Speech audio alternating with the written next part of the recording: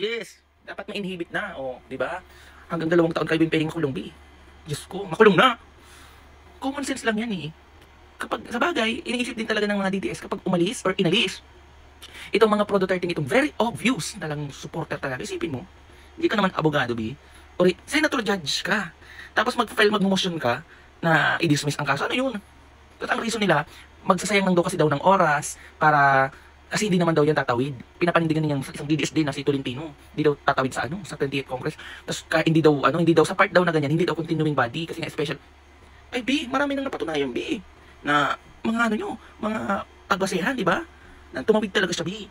Di ba ang basis niya sa US? O kung ano yung mga nangyari doon since na hindi kayo nandito para gumawa ng sarili nyo na kagustuhan B. Yun ang panindigan nyo kasi yun yung tinatawag na president.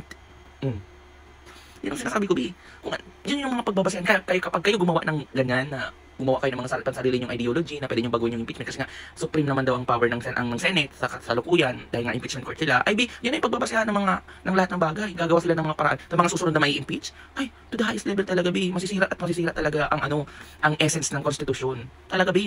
Hindi lang talaga pagiging bias ang ginagawa nyo. Pati ang konstitusyon talagang yung pinakakinakalaban nyo. Ang kapal ng mukha nyo. Unahin niya na si Chis Escudero.